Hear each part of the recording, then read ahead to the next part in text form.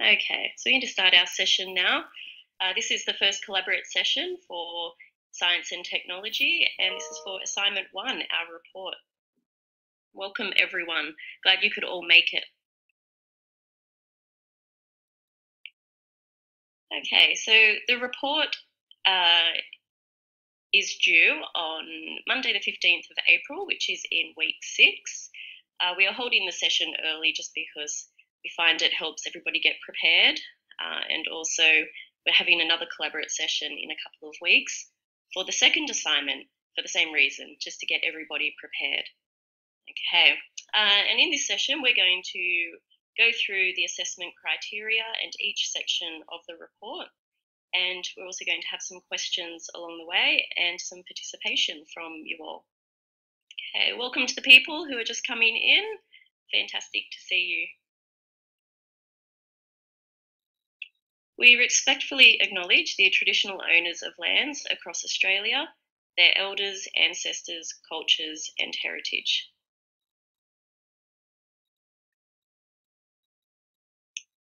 Okay, so for your assignment for the report, this is what you need to do.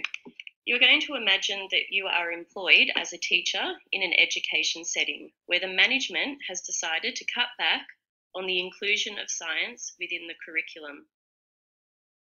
You're going to write a report to the management team that outlines the importance of integrating science content, processes, and concepts for children aged 0 to 3 years of age. This report is a useful way to articulate the values and relevance of science in early childhood and primary education. So if some of that has gone straight over your head, that's fine, because that's what this session is about. It's about working through each of those sections and hopefully getting some clarity. And thinking back to our first week activity, where we discussed why science is important and some of those values around science, that's going to become really useful. It's giving us a good grounding to get our report underway. Just like to welcome to Tracy and Lisa. They're in the chat room answering any of your questions along the way. Peter was going to be presenting tonight, but unfortunately she's very, very sick. So we hope she gets better and has a speedy recovery. And my name's Nairi, and I'm the ELA for groups 2 and 3. So hi everyone. Sorry, I should have introduced myself earlier. Okay, and thanks Tracy and Lisa. And at any time along the way, Tracy and Lisa, if there's any questions that are coming up that we need to clarify a bit more easily, we can do that just by talking through it. Sometimes it's a bit easier than typing it out in the chat room. Okay. So your assignment is assessing the following unit learning outcomes. We're going to summarise the critical importance of science content, processes and attitudes in teaching young children. So you're actually going to do each of those things. You're going to look at the content of science from the curriculum. We're going to look at processes, the skills that children use, and then the attitudes when teaching young children. And within that, we're going to look at why the inclusion of science is critical in an early childhood setting. And we're going to think back to our week 1 work that we just did. And how does it benefit the children as well? The second outcome is to develop and critique explicit and systematic teaching approaches to science and technology appropriate to the content area and levels of understanding of children they teach. So this is going to be really important that we focus in on that 0 to 3 age group. Often we get questions around, can we look at more of that preschool or that prep age, the 3 to 5? No, it's actually just focusing on the 0 to 3 age group. And we're going to look within that at what types of teaching approaches should the centre include. Why are these approaches the most appropriate? And within that, you're going to demonstrate your knowledge of the different levels of understanding of science displayed by children at different stages of development. So the understanding of a baby would be quite different even to a 3-year-old, and then also to children as they progress throughout the primary schooling years. Investigate the categories of science and the content and concepts within them. So here we're going to start looking at the Australian curriculum. And we're going to start doing that from next week, and we're also going to be looking at the processes and attitudes from next week as well. So if you're feeling like you're not quite sure what we're discussing yet, that's okay. It'll become a lot clearer next week, and we're really going to get down into the nitty-gritty, I guess you could say, for all of this. So we're going to look at the 4 science categories from the Australian curriculum, and they are biological sciences, chemical sciences, earth and space sciences, and physical sciences. We're also going to be looking at the early years learning framework, which is really important because we're focusing on the 0 to 3 age group. You might be a bit confused about why we're then looking at the Australian curriculum, but then we're going to look at that a little bit further on. Okay, it does have a place within this report, and we'll discuss that a little bit further along. Okay. Important thing to remember about the early years learning framework is that it is exactly that, a framework, whereas the curriculum is very prescriptive with the content that teachers have to teach and the outcomes they have to achieve.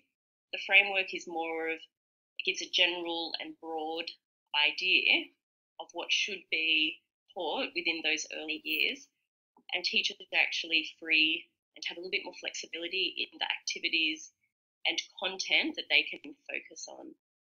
Okay, so it's very important to understand that, so that when we start looking within the framework for where science fits in, there won't actually be a section that says these are the things that you need to teach for science in the early years. You'll find in the framework it's actually woven throughout each of the specific outcomes in there.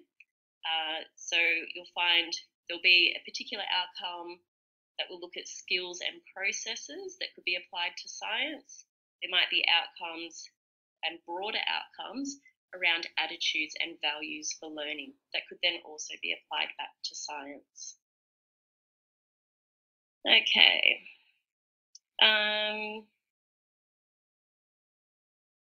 Let's move along. Okay. If you're confused, it's okay, Juliet. We will delve into this a little bit more deeply as we go through, and hopefully it becomes a little bit clearer for you. Okay. I know that's just pretty full on straight from the start, but we're going to go through it step by step, and hopefully it is going to become a lot clearer for you. So let's have your say now.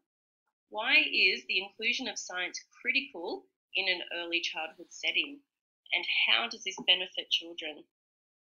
So pop in here and type away.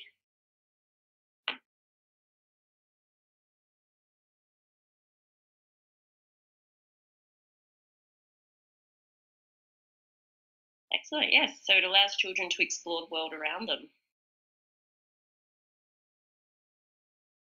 Yeah, a benefit could be the engagement. Fantastic.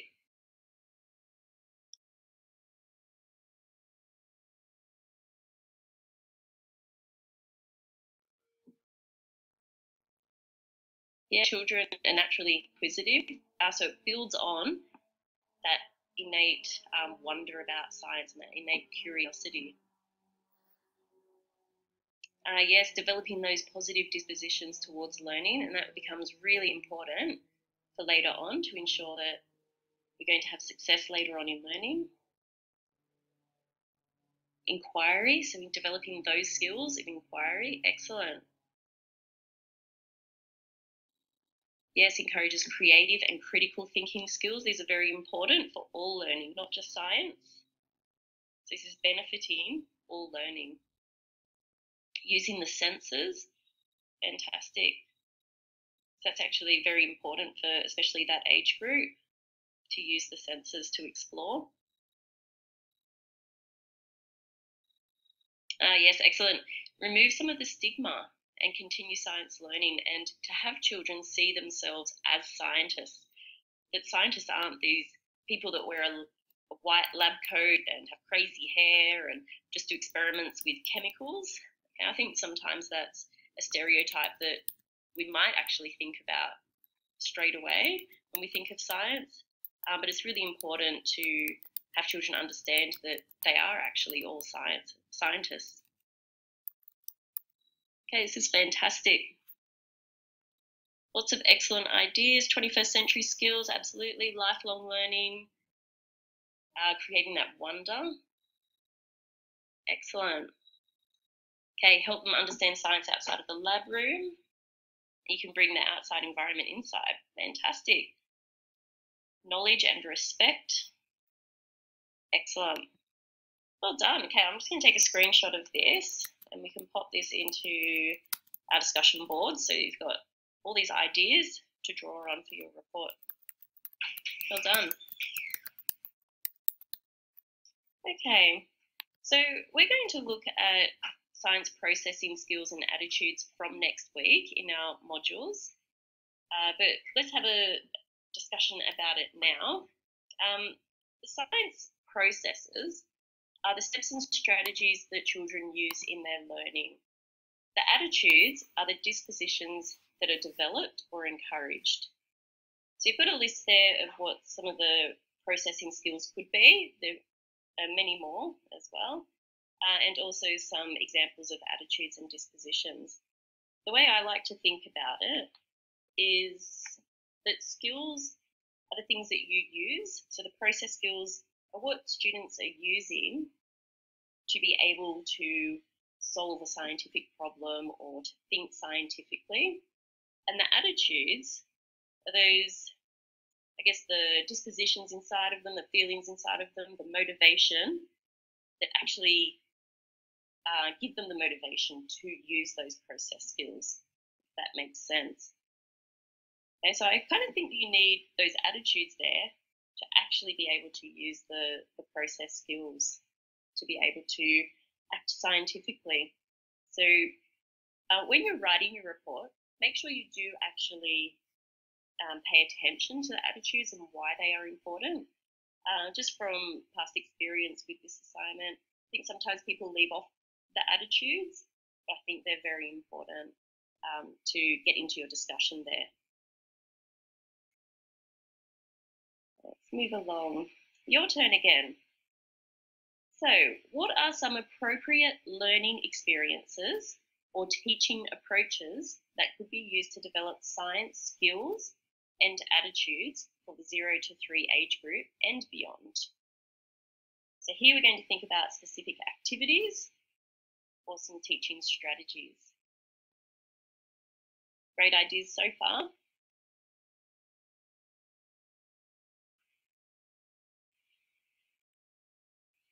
Excellent. Water play. It's absolutely perfect for that 0 to 3 age group. Yep, the float and sink, vegetable gardens, gardening, any kind of nature play, taking photos of nature and thinking about our activity for this week as well. Developing those skills of observation is really important. Anything sensory motor, that's perfect for this age group.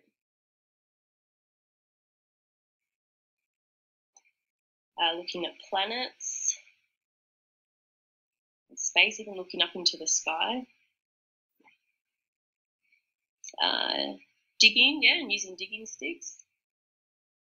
Yeah, excellent, the Indigenous technology.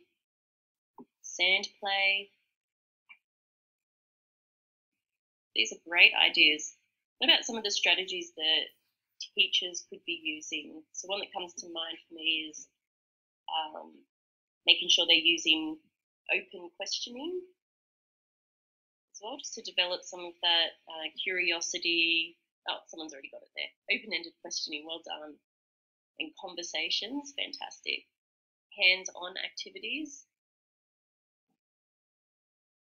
Great ideas, everyone. Modelling, yes, and you know what, even modelling a positive attitude towards science. So modelling some of that curiosity yourself and modelling asking questions that you might not necessarily want them to answer, but just some wondering type questions.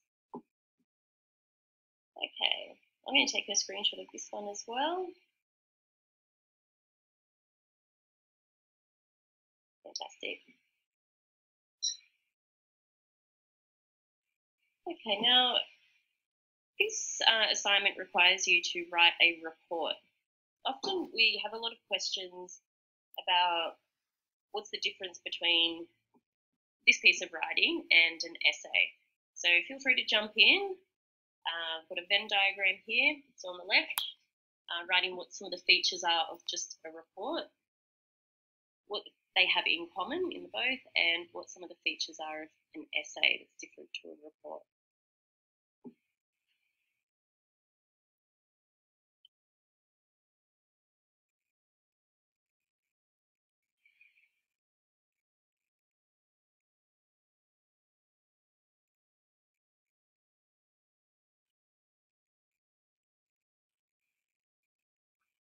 Great ideas so far. I think we're kind of nailing this.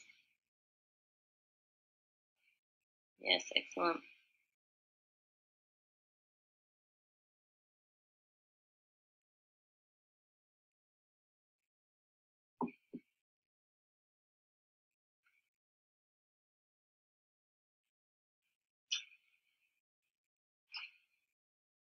Excellent. So I'm just going to read through some of the both answers. Yep, we're going to have paragraphs in both. I see here in the report we've got dot points. Yep, absolutely. In certain parts of a report, you would use dot points, but you wouldn't see those in an essay. But you are still writing in paragraph form. Okay, so you wouldn't write an entire report with dot points, but that is definitely a feature that you do have in there.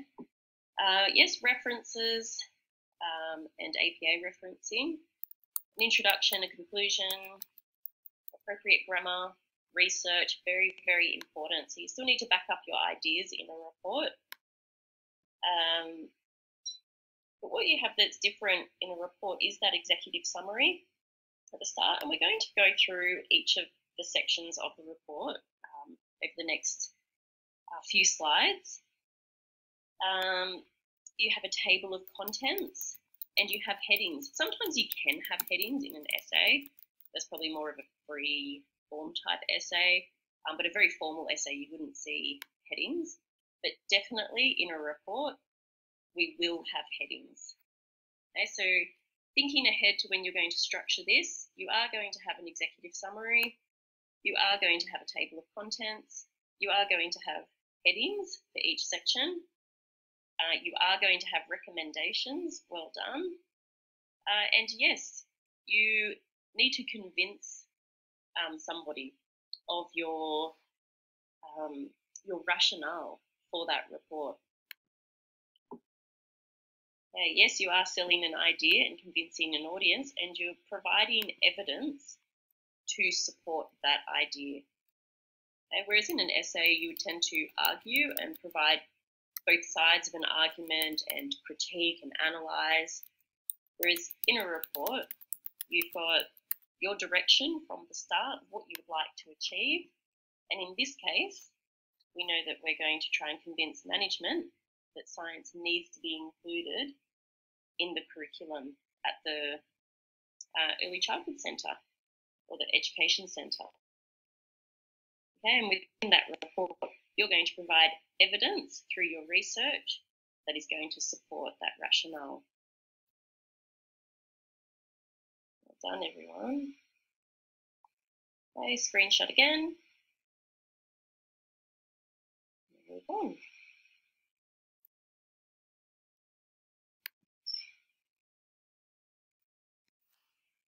So here is what your report is going to include. It's going to include an executive summary, which is a short, clear summary of the whole report. Each of these sections we're going to look at in detail.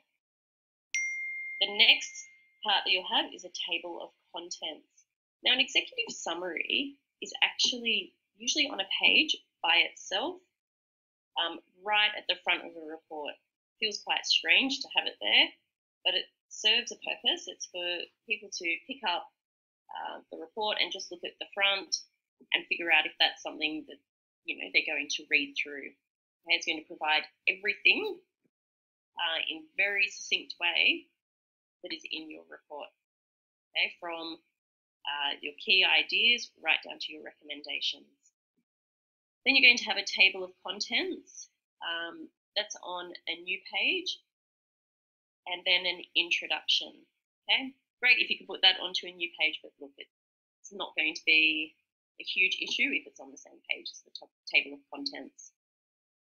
Okay, in your introduction, you're going to introduce what the issue is and then outline those key aspects of your report. You're going to include a rationale for why you think science is important in the early years of learning. Then we're going to have key points, and these are going to really look at those 1 to 3 assessment criteria that we had earlier in this slideshow. We're going to go through this in detail again. And then you're going to have a conclusion, and this just summarizes your key points. It reiterates your rationale and why those key points support that rationale. And then right at the end, you will have some recommendations for the management team about how and why science can and should be included in the early childhood curriculum. These are really practical ideas. We're going to talk through these soon.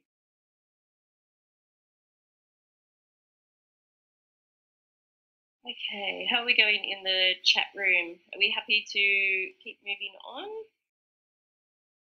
You still have a cover sheet, Peter, just with your student name. So that will go before the executive summary. Absolutely. Okay, and yes, the report should be written in third person. We get asked this a lot, and I'm pretty sure we're going to keep this in third person. It just makes it more formal, I think.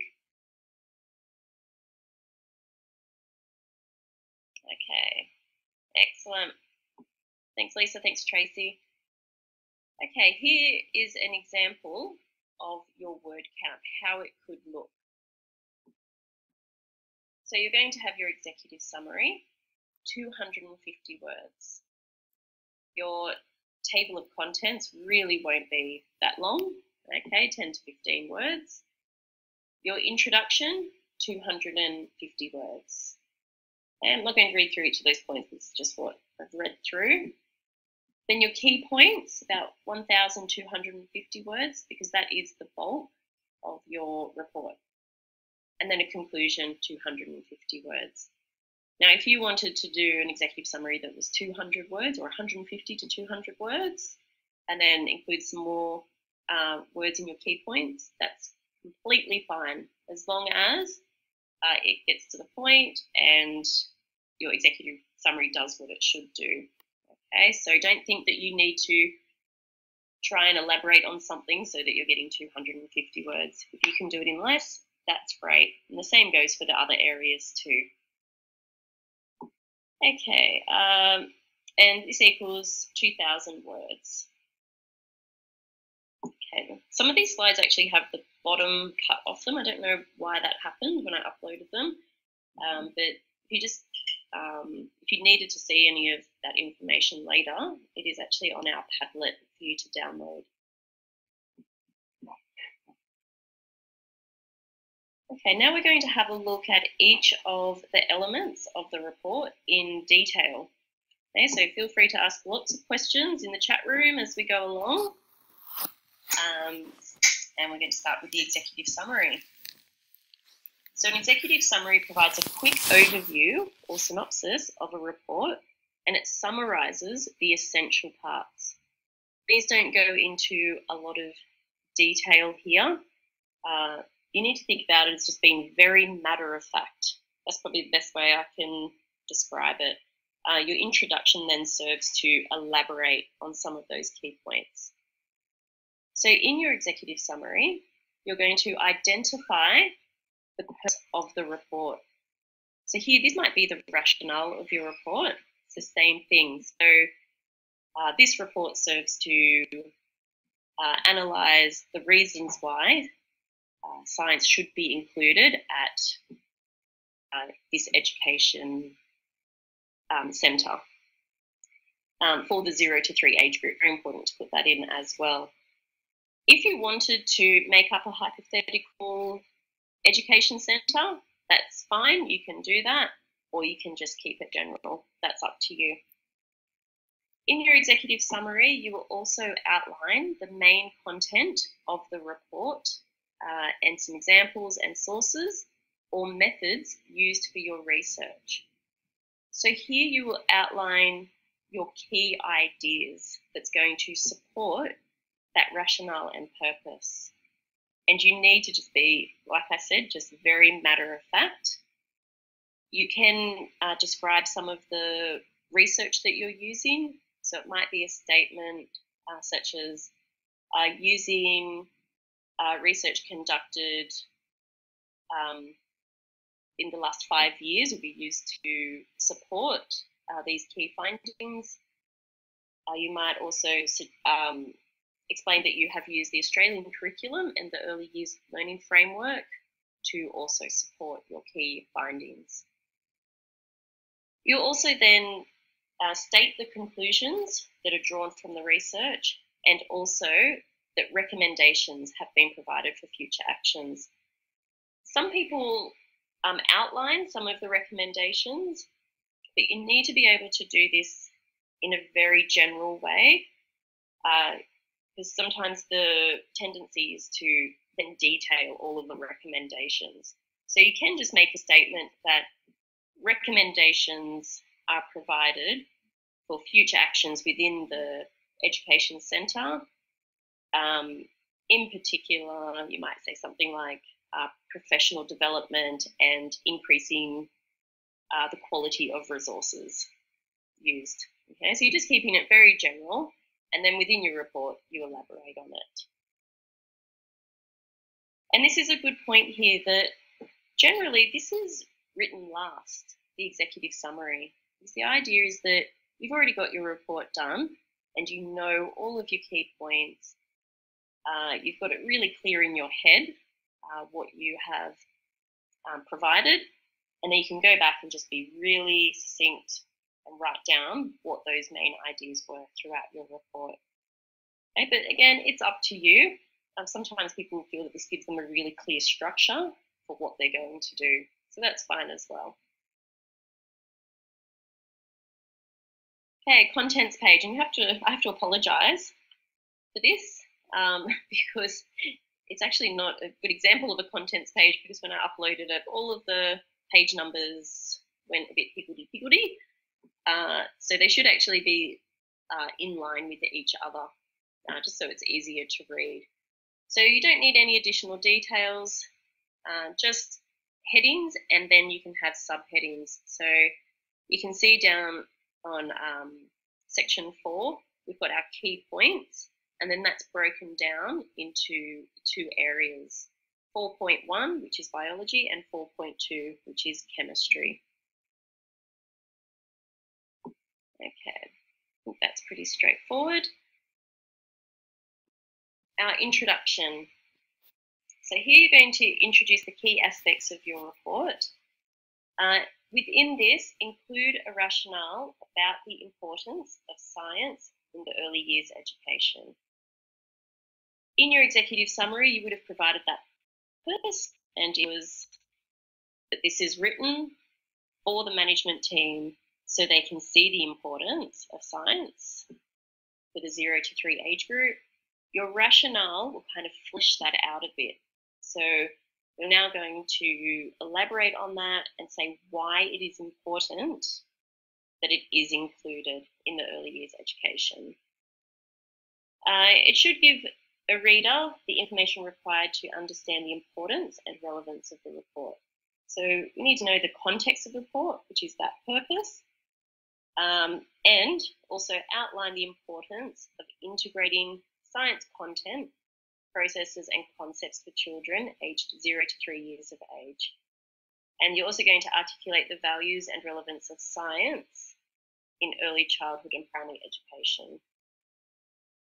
So basically, executive summary, very matter of fact, very succinct, to the point, outlining each aspect of your report. The introduction is going to provide more detail around that. So here you're kind of giving more of the why, and it's going to set you up for your further discussion in the key points. This is actually, Juliet, I understand, it can be really confusing. It's probably less confusing to me because I've read so many of these, but I think it's probably the best way I can describe it. It does feel like two introductions, but the executive summary, I think it's probably more without feeling, okay? And then the introduction, you're really bringing in some of those values, and you're kind of being a little bit more persuasive within your introduction. You're going to outline each of the key points that we're going to discuss soon, and why it's relevant, why it's important that children are learning science. Peter, thanks Tracy. Peter is working on an exemplar for the assignment, and we'll post that up in the boards shortly, and that might just give you a better understanding of the difference. I think once you read one, it might actually help get a little bit more clarity around that.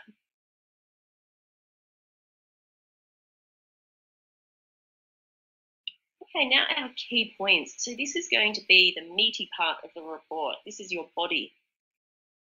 This is where we're really going to hit the assessment criteria.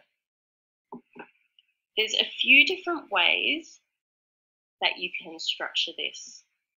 Okay, so first of all, we're just going to talk about each of the criterion, and then we're going to look at some different ways we can structure it, because this is a part where people, I think, tend to get a little bit confused. But as long as you are addressing each of these areas, it actually really doesn't matter how you structure it, as long as it makes sense to you, and as long as it's the best way that you communicate your ideas. Okay, so criterion 1. Here you're going to give a summary of the importance of science content, processes, and attitudes. The next criterion is that you need to include and explain at least 2 science categories. So that means you can just do 2. You won't be marked down if you do 2 and other people do 3.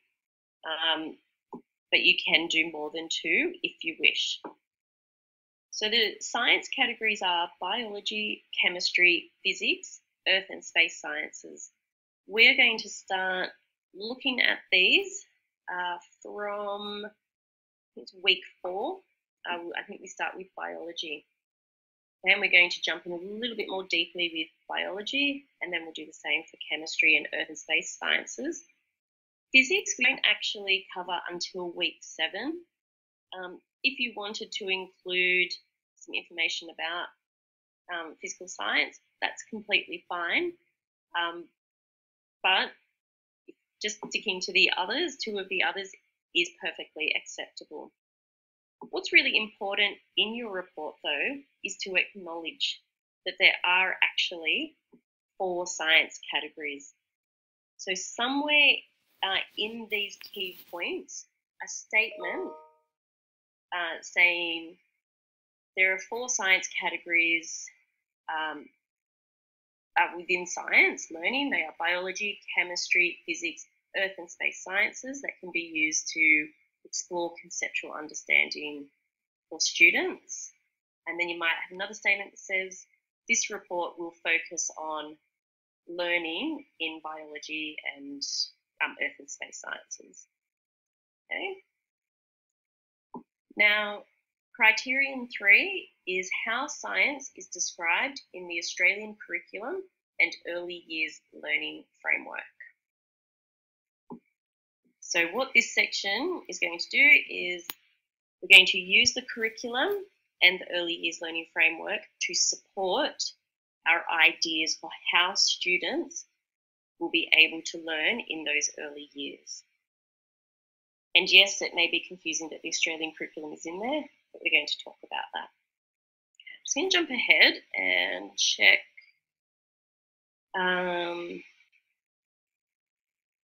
Sorry, everyone. I just wanted to make sure that we're going to cover this. Might go back to here. And we'll actually talk about, we will talk about it here. Sorry, everyone. Okay, so 800 to 900 words can be attributed to criteria 1 and 2. These can be combined, and I think somebody was just saying that. Okay. So here we can look at the science categories, write a brief definition, and then how learning about the science category is beneficial for young children. And that is where you will cover the concepts, the science processes, and the attitudes. And then a brief example of an activity that a 0 to 3-year-old child might do to support this. Okay, so if you have your heading key points, you then have a brief statement around science categories, those 4 science categories that we have, and then the science categories that you are going to focus on. You can then have a subheading that could be, for example, biology. You write a brief definition of what biological science is. Now, you can get this definition from, I think there is some in our readings coming up, even in our weekly modules, there will be a definition of what biological science is. Then you can tackle that criteria 1 by saying why learning about biological science is beneficial for young children. You will then give a brief example of an activity. For example, thinking back to the examples provided, we could have gardening. Okay, so looking at maybe you're planting seeds and looking at plant growth. You don't need to go into a great deal of detail around the activity. It's not a lesson plan. Okay? You're just giving the idea of an activity. Within that, you'll discuss the concepts of learning. Okay, so for example, the concept in gardening would be that plants grow from seeds. Okay, it could even be that plants need specific conditions to grow, such as sunlight and water. Within that, you're going to discuss the science process skills that students are using within that activity. So it could be observation, it could be measuring, some kind of informal measuring. It could be having conversations and discussions.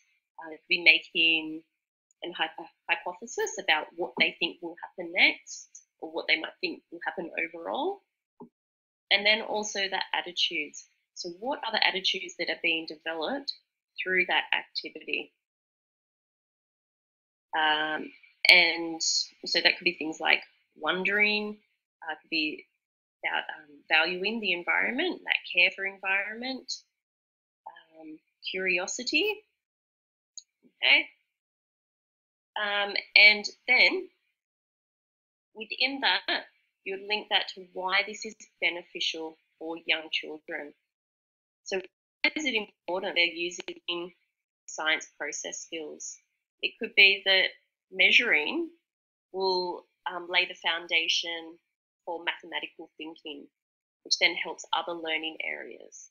Okay, it's a lifelong skill. It could be that those attitudes around value for environment is learning to be a good citizen, okay, someone to care for our planet. Then criteria 3, you need to display an understanding of the Early Years Learning Framework and the Australian curriculum. So we've got our key points with our brief statement. We've then got our first section, which is biology. After we've discussed those concepts, processes, the activity, why it's beneficial, we've supported all of this with our research and our evidence, we're then going to link this to the early years learning framework. So here you're providing that evidence of why it's important for it to be included in this education setting. You're going to do that by giving the evidence from the early years learning framework that it actually fits. So you're actually addressing the needs of that framework through that learning experience.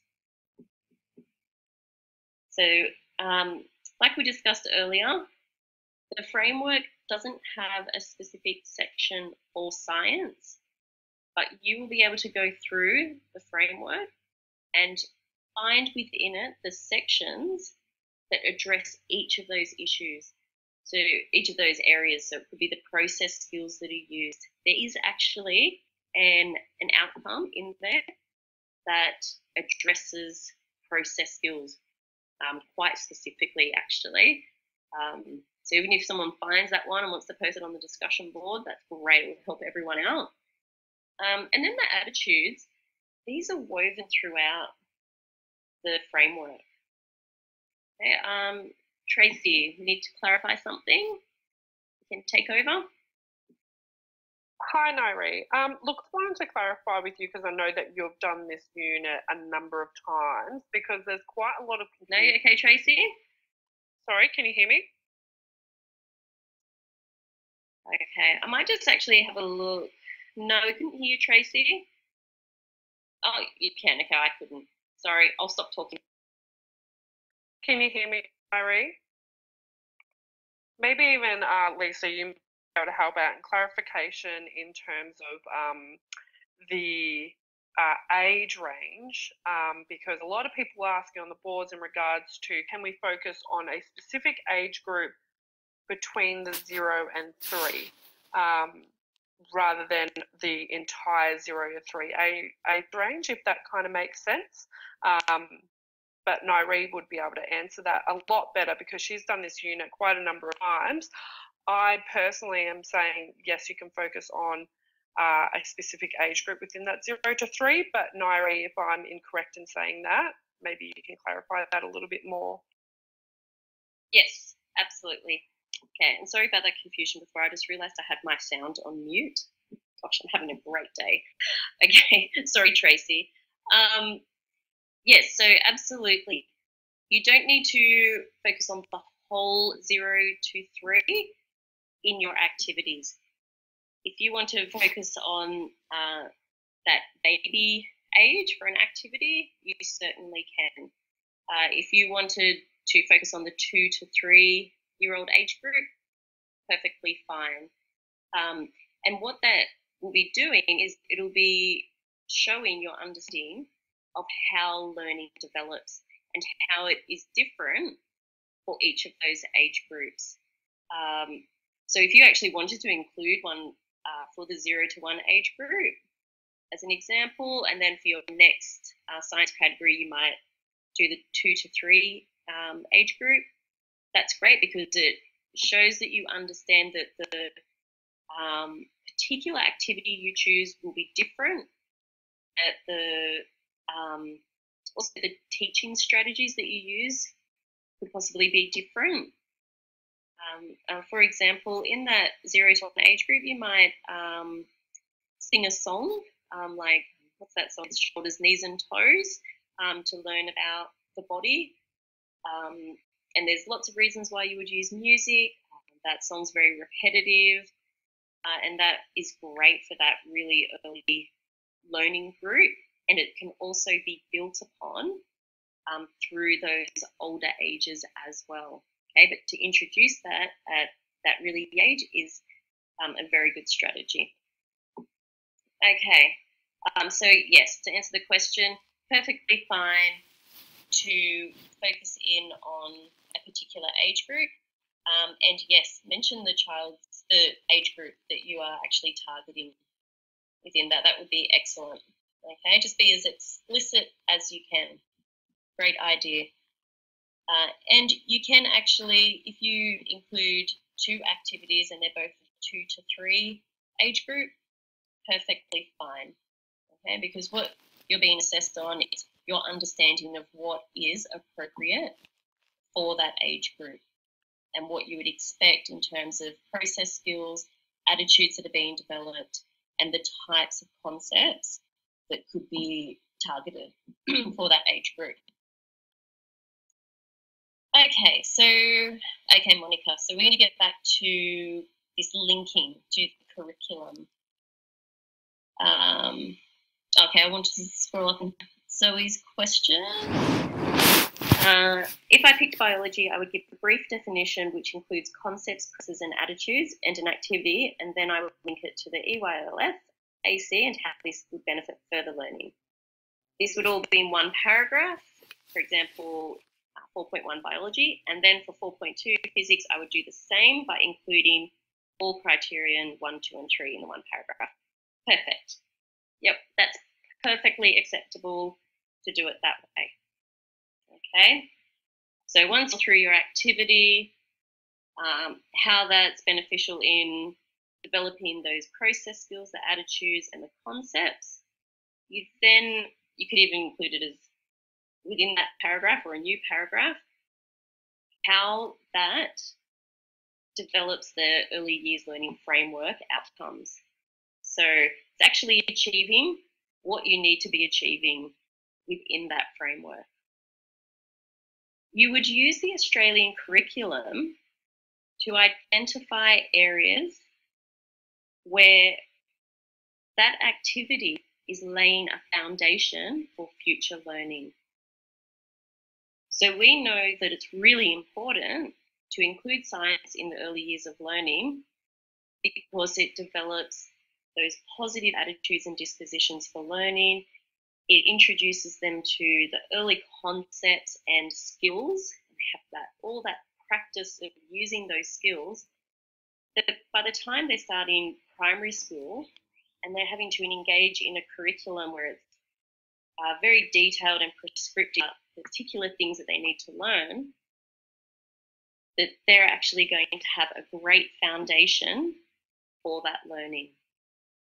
So for my activity with the biology and growing a plant from a seed, I would then find an outcome from anywhere from foundation to year 2. If you wanted to go further, you can. It'd be great to keep it in that sort of early learning years of the curriculum. Find an outcome that is achieving within there, or it's laying a foundation to achieve that outcome as they start primary school. Okay. I don't want to add confusion, but that's one way you can do it.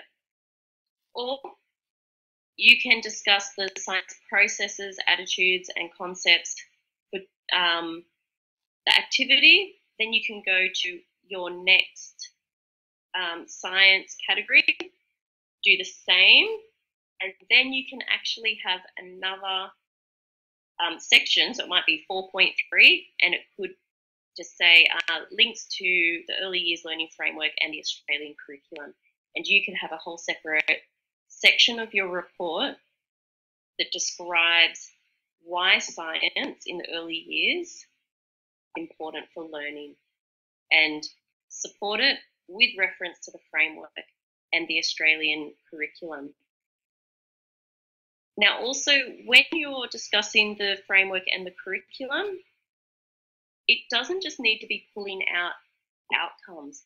The curriculum and the framework are really excellent documents that at the start of them, they have these really nicely stated reasons why that particular learning area is important. So for the framework, it's learning in general. And then for the Australian curriculum for science, it has a great rationale. It has great principles around why science should be taught. If you could pull out some of those key ideas from that and use that to flesh out that discussion and support why science learning is important, that would be brilliant. Okay, I hope that's a little bit clearer for everyone. On our discussion boards, we can keep going through this, because I'm just a little bit conscious of the time. It's getting close to 9 o'clock. I'm just going to go through some of the last parts of the report. So our conclusion. Here you're going to give a really concise summary of the key points, and you're also going to include your recommendations. This is essential. I think it's criteria 4. If you don't include recommendations, you cannot pass that assessment criteria. So your conclusion is going to summarize those key ideas, relate it back to why science then should be included within that early educational setting. And then underneath, you can either do it in dot points or you can just write it as a paragraph. It's up to you. I find that dot points just give a bit of around that, around each recommendation. So here you're going to list your recommendations. Don't introduce new information into them. So if you've discussed biology and physics, don't then discuss that you're going to have resources that are going to be great looking into space and weather, because it hasn't really related back to your discussion. I mean, you certainly can say that a range of resources should be included at our centre, but also include resources for the science categories that you have discussed, and then also some other ones that could help learning in the other categories as well. Okay. For the recommendations, we often get asked how many should we include here. I kind of think the good amount is anywhere between 4 and 6. Once you go past 6, they tend to stretch the ideas a little bit, and they become a little bit less focused on the actual report. So I find that 4, you can usually relate everything back to discussion throughout your report. And if you've got more to include, fantastic. I think that 4 to 6 number is perfect. So in your recommendations, you're going to give a brief example of an activity to illustrate the recommendation, and then apply it back to their learning and development. For example, you might include for a recommendation that teachers should receive more professional development in how biological sciences can be implemented within the centre. For example, having Bunnings, for example, to come in and talk to children about seedlings, because this will provide a good foundation for learning about how things grow. Okay. Make sure they align with your key points. Don't introduce new information. I think that covers everything.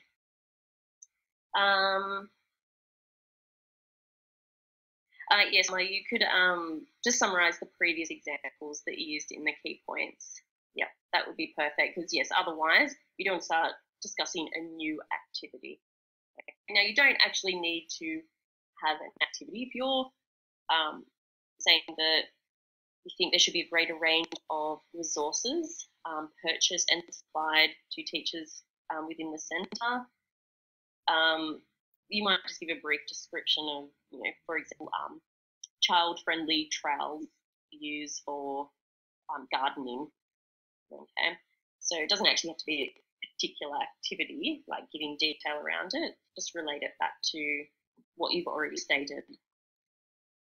Okay, your reference list is not included in your word count because we want you to include lots of support, and I think there should have been discussion around breadth and depth. Oh, here it is. Okay, so criterion 4 in your assessment says that you need to have depth and breadth visible in your report. So breadth is how wide your discussion is. So how many different ideas perhaps around process skills or how many different reasons why science is needed in the curriculum. But then you also need to have depth. So how far you go into each topic of discussion. So it's getting this balance between having lots of ideas, but then also giving them the elaboration and detail to actually do them justice within the report. It's no good just introducing an idea, but then not actually discussing it or using it. So it is a balancing act.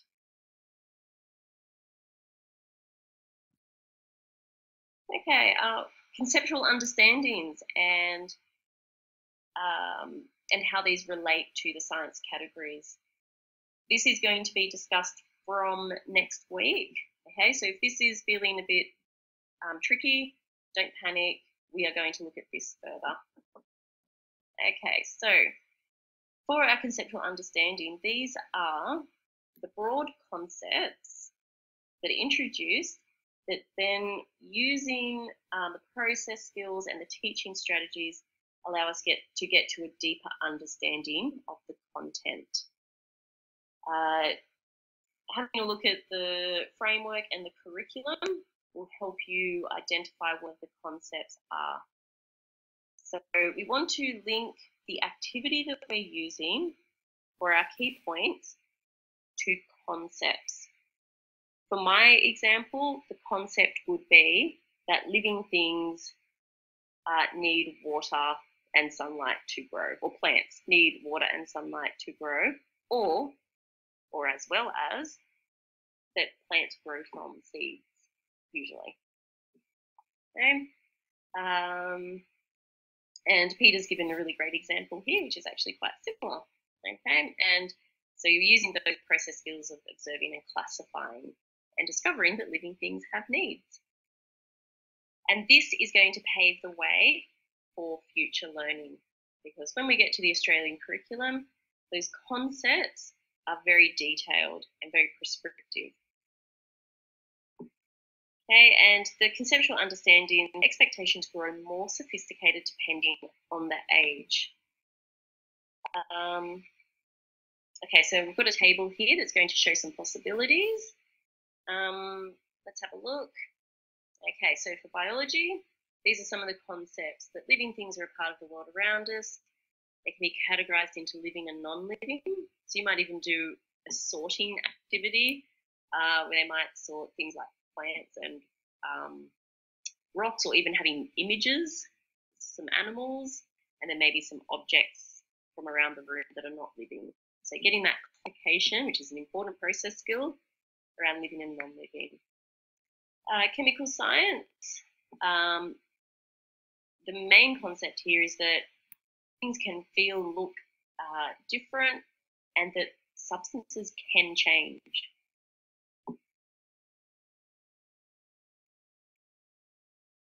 Okay, now here's the criteria. So we've got the summary of importance of teaching science content, processes, and attitudes. That's worth 25% of your mark. That comes into your key points, as well as criteria 2, which is the science categories. Then also, that's 25%, and then 20% for how you use the curriculum and framework documents. Okay, and show how the understanding develops over age. And 4 is for the depth and breadth, that's 20%, and then your academic expression, and so the structure, your grammar, spelling, that's worth 10% of your mark.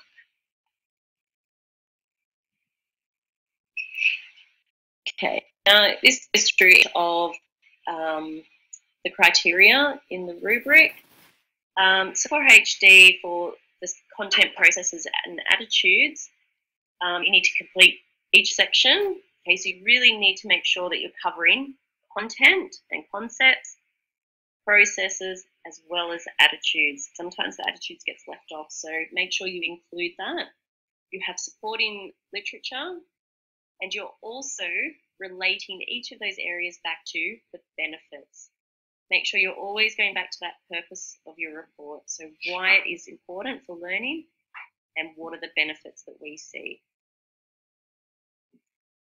For the second criteria, you're being very explicit about the science categories and the concepts within them. It's very clear that within chemical science, you have a chemical science activity for a particular age group. And you're going to set high expectations for young children's learning. And also within that, you're going to discuss some teaching strategies as well, because that also comes into those high expectations. And for a HD, for criteria 3, with your curriculum documents, you're going to outline some of the understandings of how the framework and the curriculum inform science teaching. And it's got on that third point, inclusion of principles and ideas from the curriculum documents. So here you're not just pulling out outcomes and relating them to the activities. That is very important that you do that, but you're going that step further and really looking at those documents and identifying the philosophy and the principles of science and also of learning in general for the framework, and how that then supports inclusion of science in the early years. Okay, starting to go over time. So in your depth and breadth, you've got a clear rationale and you're using literature to support all of your key ideas throughout. And your academic expression, it's well structured. Your report is easy to read. It flows well. There's clear things about your report, and you have a high level of spelling, grammar, and expression, and referencing as well. Okay, so we do have a Q&A discussion thread up and running. So please have a look through that, contribute to that. Please ask lots of questions. If you don't get the answer that you need, please tell us, and it just means that we need to think of another way to explain that. That's our job. So please keep asking if something's not clear.